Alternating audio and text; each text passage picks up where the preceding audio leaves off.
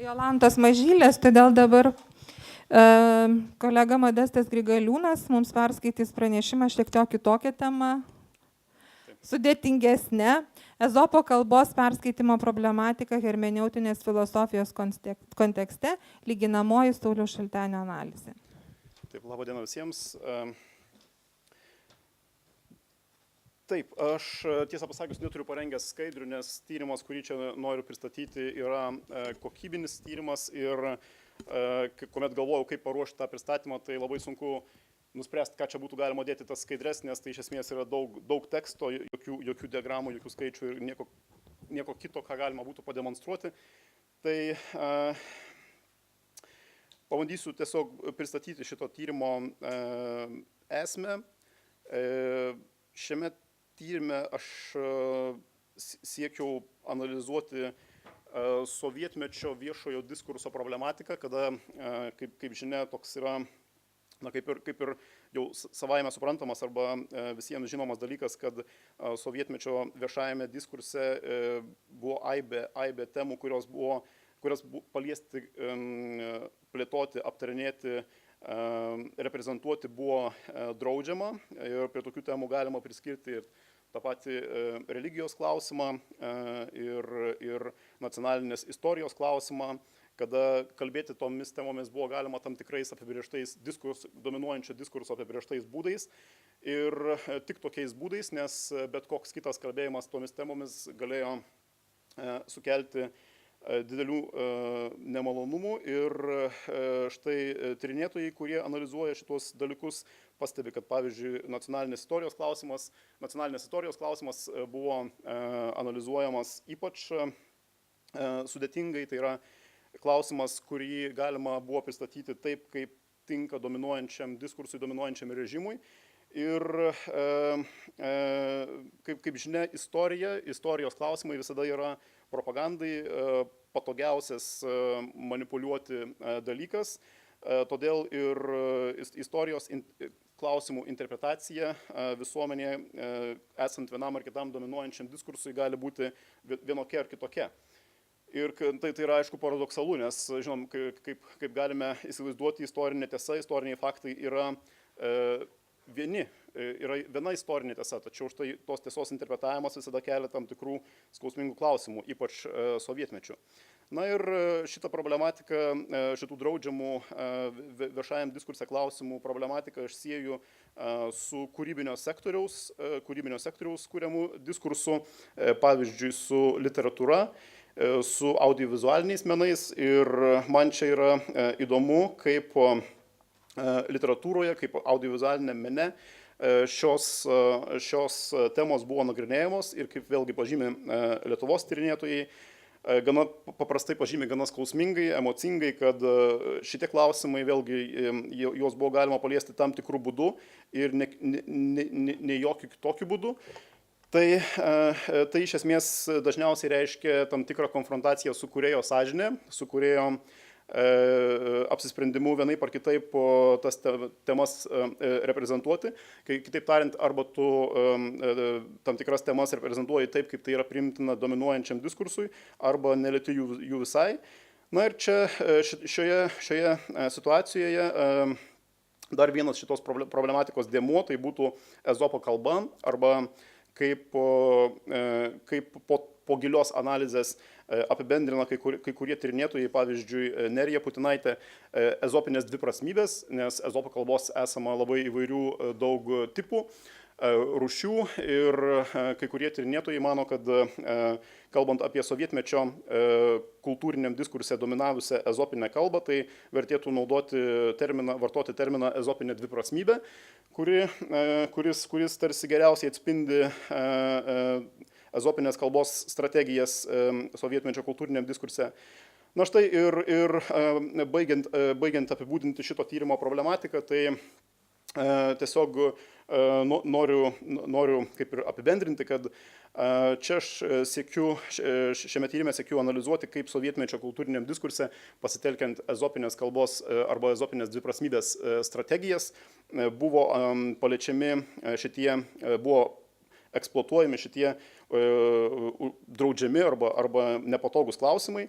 Ir čia man labai įdomus pasirodė rašytojas Saulius Šaltenis.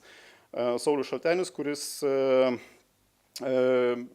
aktyviai kūrė sovietmečiu, po to nepriklausomybės laikotarpiu galbūt labiau aktyviau buvo pasinėręs į publicistinį darbą, į politinį, kultūros politikos formavimo darbą ir atliko panašias funkcijas. Štai jo kūryba man yra išskirtinai įdomi dėl savo stilistikos ir pirmiausia, jis be abejo yra atpažįstamas iš savo kūryboje pasitelkto juoko, sąmojaus, ironijos, sarkazmo, absurdo ir naudodamas šias kūrybinės išraiškos priemonės jis būtent ir plėtojo tam tikras ezopinės dviprasmybės, ezopinę kalbą savo kūryboje. Ir būtent todėl Šaltenis yra ypatingai turbūt tinkamas kūrėjas šiam tyrimui, šiai tematikai plėtoti. Ir čia šiame tyrime aš keliu tokius klausimus, kaip iš šių dienų, iš mūsų dienų perspektyvos mes galime tokių autorių kaip Šaltenis kūrybą ir ypač tos kūrybos ezopinės kalbos elementus perskaityti ir interpretuoti, įvertinant tiek autentišką kūrybos laikmečio kontekstą, taip pat suvokiant savo kaip skaitytojo istorinę ar net mentaliteto distanciją.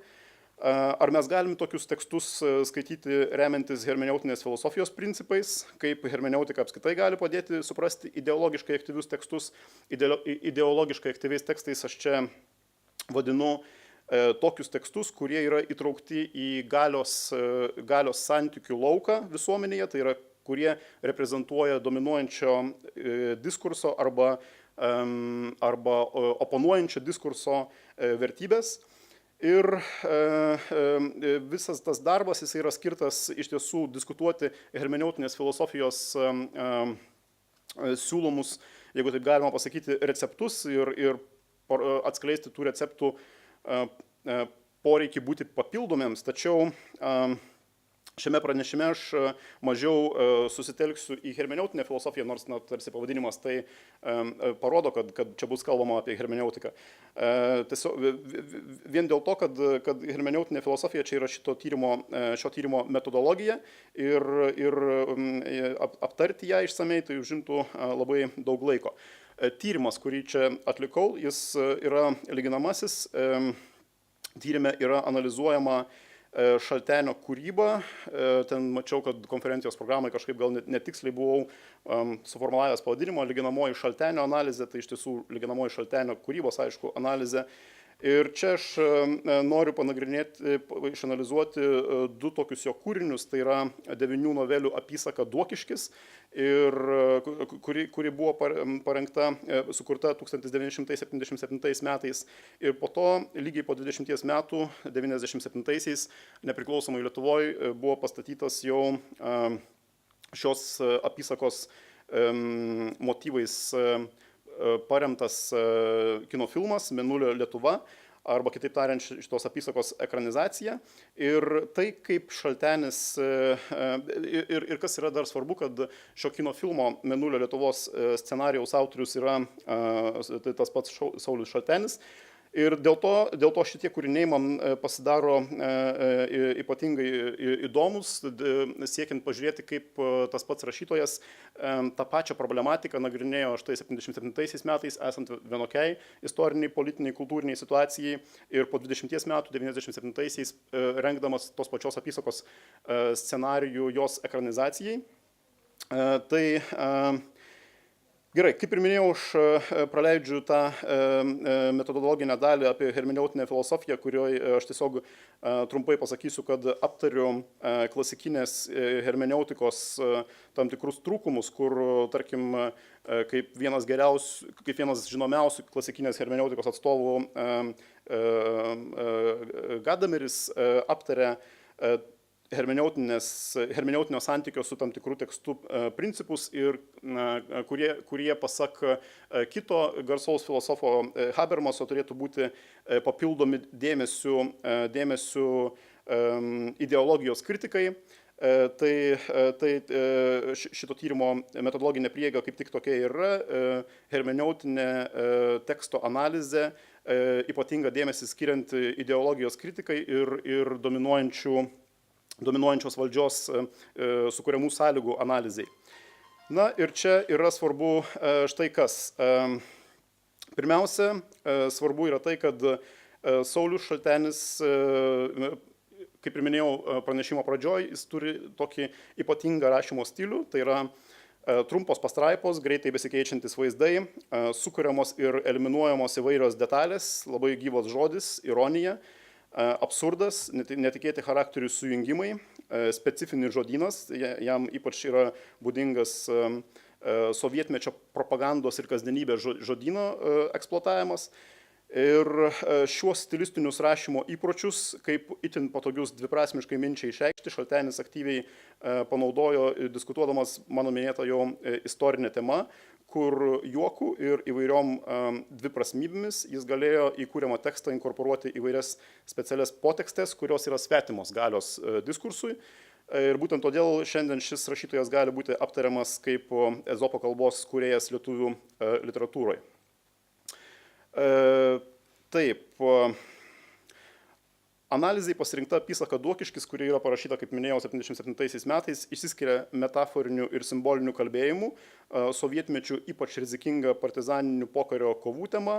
Ir čia šitame kūrinyje vienas svarbiausių veikėjų, herojų, figūrų yra partizanas Jėzus Grigaliūnas.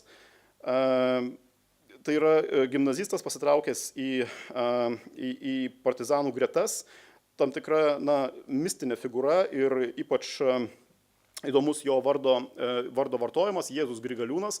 Kai kurie tyrinėtojai šitą vardą išverčia į tokį tarsi aiškesnį Grigaliūnas Jėzus, tarsi atliepdami partizanų autentiškus slapyvardžius, kad tai yra autentiškas vardas, pavardė ir po to tas slapyvardis. Tai turėtų būti tarsi sakoma Grigaliūnas Jėzus. Kai kurie tyrinėtojai taip ir sako, tačiau aš labiau palaikyčiau tuos tyrinėtojus, kurie vartoja originalų Šaltenio suformuluotą vardą, tai yra Jėzus Grigaliūnas, nes būtent šitas vardas, mano nuomonė, ezopinės kalbos požiūrių sukuria tam tikras šito teksto prasmes ir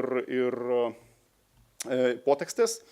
Tai šis biblijinis Jėzaus Kristaus vardas sovietmečio literatūroje yra mestas kaip akibrokštas galios diskurso aprobuotoms raiškos formoms. Ir kodėl tai yra akibrokštas? Todėl, kad turint omenyje, kaip sovietmečiu buvo traktuojama religijos tematika, kaip ypatingai tabuizuota, jeigu taip galima pasakyti, tai laisvas daugkartinis biblinių vardų kartojimas kūrinyje, kada visas kūrinys yra skirtas aptarti Jėzaus Grigaliūno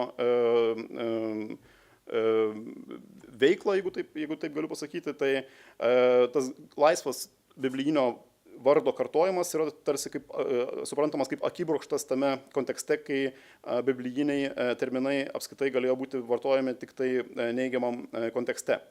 Tačiau, kaip ir minėjau, tai atrodo kaip įžūli konfrontacija su įtvirtintomis normomis ir nuo institucinio sudorojimo šį kūrinį saugo tam tikros detalės, kurios įvelia cenzūros struktūras į tam tikrą daugiaprasmį kontekstą ir tuo tas kūrinys cenzūros struktūroms pasirodo tinkamas. Antra vertus, jis savyje neša tam tikrą užslėptą potekstę. Taip. Unikali apysakos įtampa yra sukuriama vaizduojant Lietuvai tragišką susidūrimo su okupaciniu režimu laikotarpį pokario metais ir tuo metu besiformavusiais socialinio elgesio būdais, atspindėjusiais visuomenės arba atskirų individų mikropasaulio griūtį ir skausmingus pasirinkimus. Tokio paties pobūdžio įtampa yra palaikoma ir minėtame po 20 metų sukurtame kino filme, tačiau svarbu yra tai, kad analizuojant šio kino filmo turinį, jau mes turime matyti, kaip Saulius Šaltenis siekia adaptuoti savo kūrinio idėjas ir pristatyti jas taip, kad jos jau atitiktų šiuolaikinio dominuojančio diskurso normas. Tai yra perkrauti tam tikras simbolinės prasmes. Šitas perkrovimas įvyksta aukštyn kojomis apverčiant literatūros kūrinyje atskiriems personažams ir jų poelgiams priskirtas prasmes ir kino filme juos parodant visiškai kitoje prasminėje šviesoje, tačiau užtikrinant autoriaus vertybinės pozicijos ir asmeninių nuostatų išlaikymą aptariamos tikrovės atžvilgių. To siekiant, kino filme yra ne tik atkartojami apysakoje aprašyti epizodai, bet ir sukuriami visiškai nauji, leidžiantis išryškinti naujas personažų savybės, eliminuojamos kai kurios senos scenos, siekiant ištrinti naujam istoriniam diskursui nederančias prasmes. Ir kokia yra ta strategija, kaip Šaltenis sugeba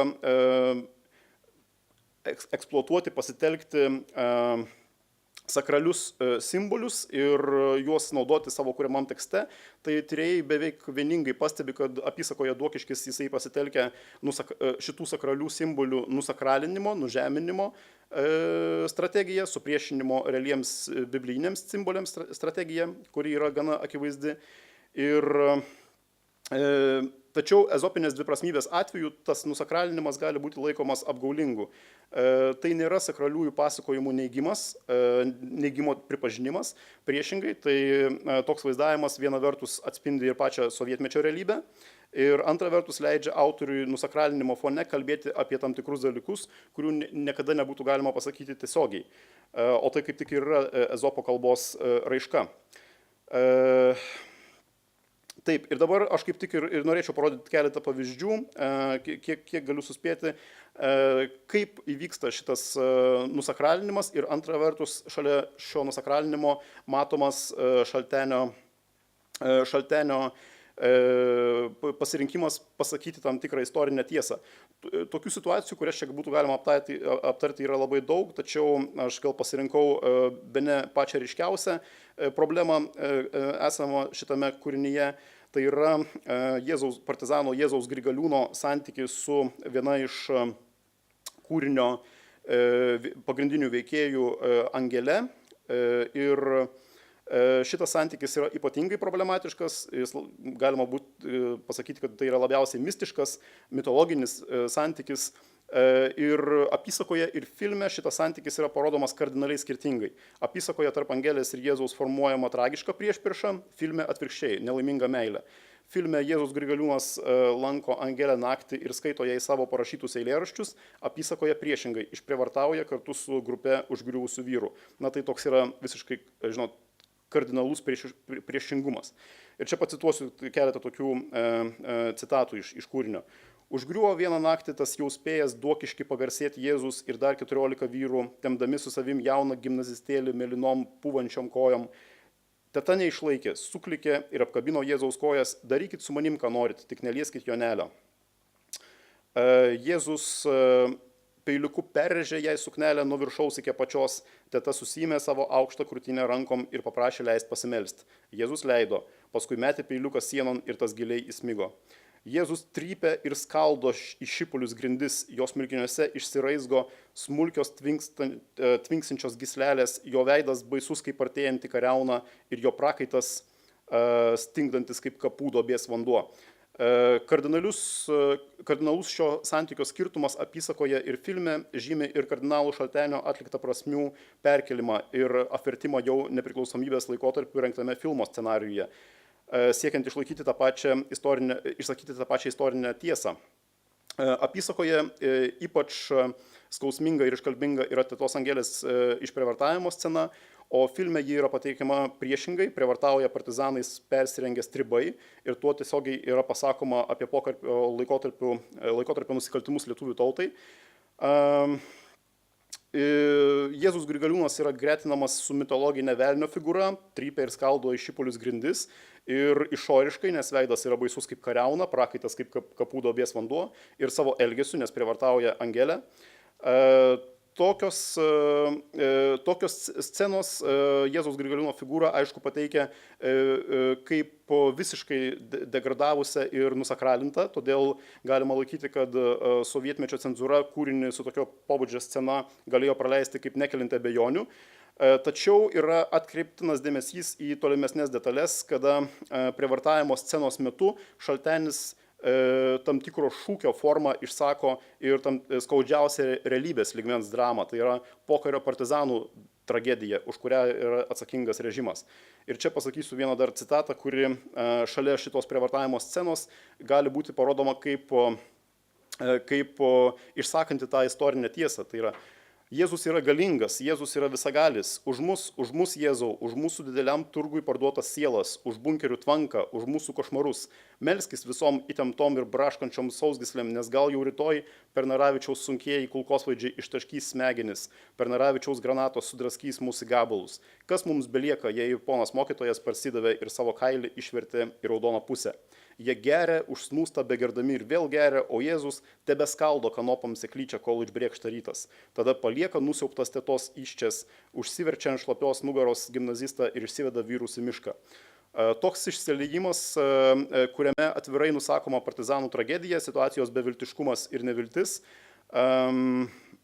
neįsivaizduotinas kaip praeinantis be pasiekmių rašytojui, todėl jis yra galimas tik ką nors paaukojant, šiuo atveju aprašant asmeninę Angelės tragediją ir galutinai nusakralinant Jėzaus figūrą. Kaip pažymi Dalia Čiočytė, ezopinė dviprasmybė ženklina cenzūruojamo rašytojo situacijos dramatizmą. Tai yra, rašytojas turi pasirinkti, jis negali kalbėti apie galios diskursui nepriimtinus dalykus, nepaukodamas šiam diskursui kai kurių šventų dalykų. Ir čia mes kaip tik ir galime matyti, kad šita scena yra to paaukojimo pavyzdys. Tų pavyzdžių yra labai daug, beje, filme tos scenos yra visiškai priešingos, pavyzdžiui, Jėzaus Grigaliūno mirtis apysakoje yra parodoma kaip niekinga, jisai yra nuduriamas tvarte, tuo tarpu filme šita scena mirties yra visiškai priešinga, jis miršta per klaidą mylimos moters glėbyje ir vizualiai žiūrint tai bene šviesiausia scena visame filme. Tiesiog daugiau pavyzdžių aš jau nebeturiu laiko pateikti ir norėdamas apibendrinti, aš galiu tiesiog akcentuoti tai, kad Šaltenis pasirenka tam tikrą apvertimo strategiją, kurią taiko kurdamas jau scenarijų filmui. Ir jeigu ezopinė kalba, kalbėdamas apie istorinės tiesas apysakoje, jisai siekia nusakralinti įvairius simbolius ir tokiu būdu gauti leidimus publikuoti tokią apysaką, tai kino filme viskas vyksta priešingai. Jėzus Grigaliūnas vėl yra susakralinamas, jisai yra rodomas ikoniškai ir įvairios scenos, kurios yra ypatingai nepalankios režimui, yra ypatingai nepalankios šventam, sakraliam religinių simbolių vaizdavimui, jos apskritai yra eliminuojamos. Na ir tokiu būdu Šaltenis, darydamas tam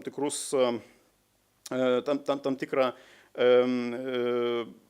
diskusiją su dominuojančiais diskursais, siekia atliepti ir vienam ir kitam dominuojančiam diskursui būdingas kalbėjimo formas ir tuo pačiu išsakyti savo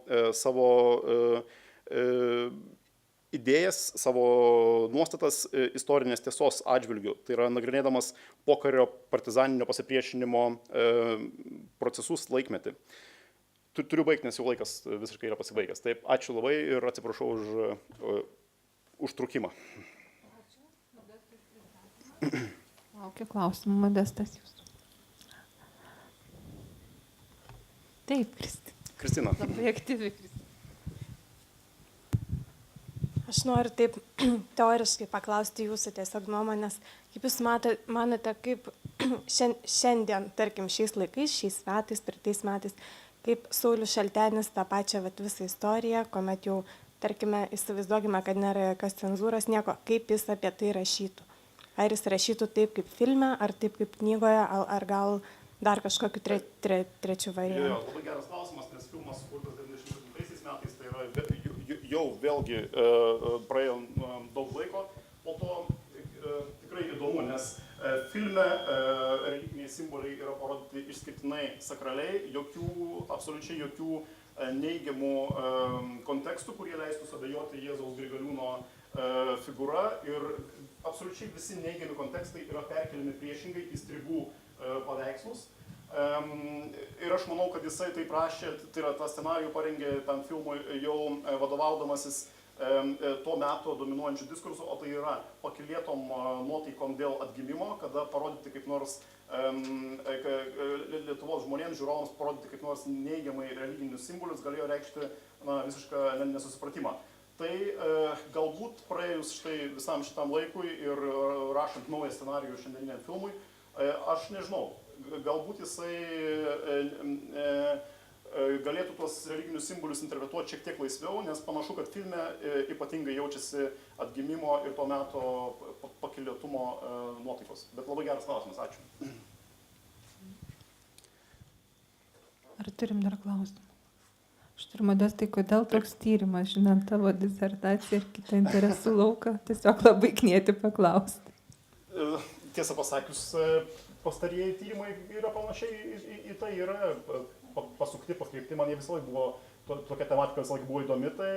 Ir dar vienas dalykas, galima ten pastebėti, kad tas personažas, kuris man ten yra ypatingai įdomus, Jėzus Grigaliūnas, tai jo pavardė dar sutampa su manąja pavardė, tai dėl to ir šiaip tokia, žinot, maža intriga. Supratau. Ačiū.